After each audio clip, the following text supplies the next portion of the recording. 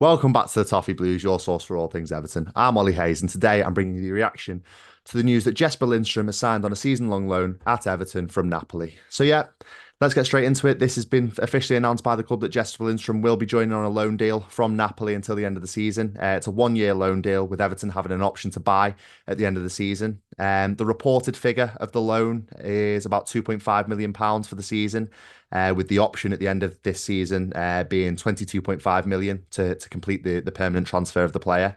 And yeah, for me, it's a promising one. It's definitely one that I'm excited to see. There's been a lot of speculation, hasn't there, in the last couple of weeks whether this one would happen. It was first reported, I think, last Wednesday, last Thursday. So it's moved relatively quickly in terms of Everton transfers. We do seem to drag out sagas longer than some other clubs, but I'm happy that this one's been swiftly resolved and we've managed to get the player over the line. And I know what a lot of people will be thinking. They'll be looking at his stats. They'll be Googling all sorts in the next couple of weeks, looking at his stats, trying to work out what kind of player he is, doing a little bit of research. He's a player that had a difficult season last season, especially his first season in Italy.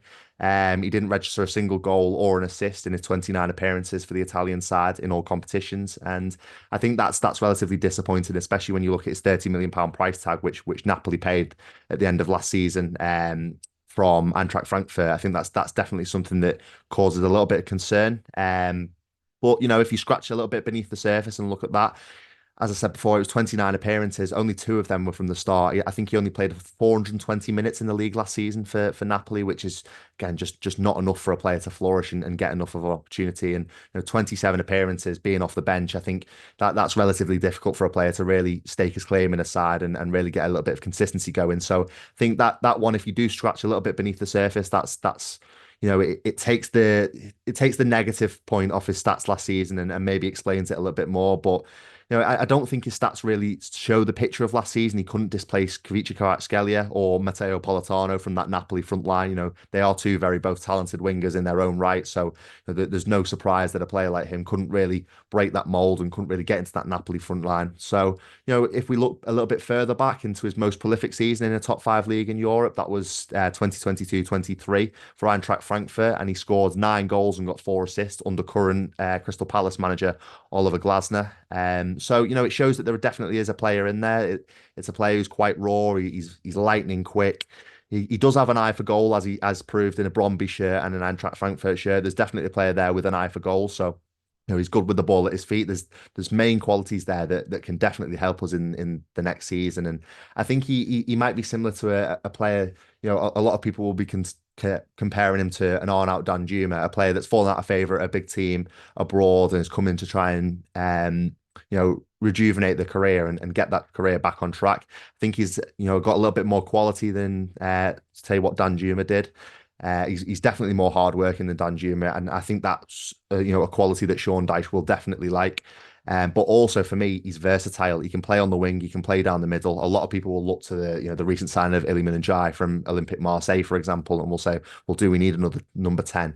I think both of them two players are so versatile that they can play in the same system together and they can interchange. I've said it recently that this does offer Sean Dyche a relatively decent aspect in terms of tactical advantage going into games next season. They can interchange and they do have interchangeable qualities. So for me, it's definitely a positive, and I'm really excited to see him in an Everton shirt. Personally, I'm really excited for the season now. I think we're bringing in a caliber of player which shows that we are looking to progress and looking to push up the league rather than looking over our shoulder. So it's definitely a positive for me, and I'm really excited about this one. A player with a lot of potential, as I said before, but it's one that we can get excited about, Blues. It's the one that we can definitely look at and go, yeah, we've pulled off a good deal here, and moving into the season, let's see what he can do in an Everton shirt, and let's see if he can kick on. But for me, also, I think it's a risk-free deal, or a relatively risk-free deal, with it being a loan.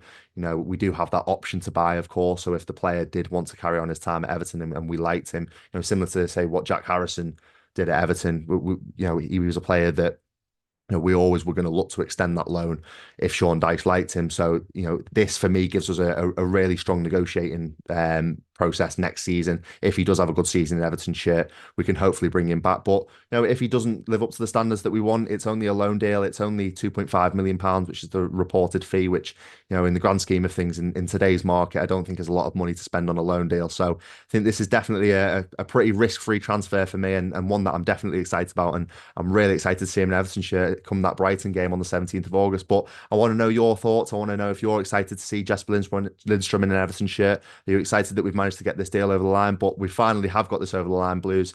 He's an Everton player. He's been announced officially by the club.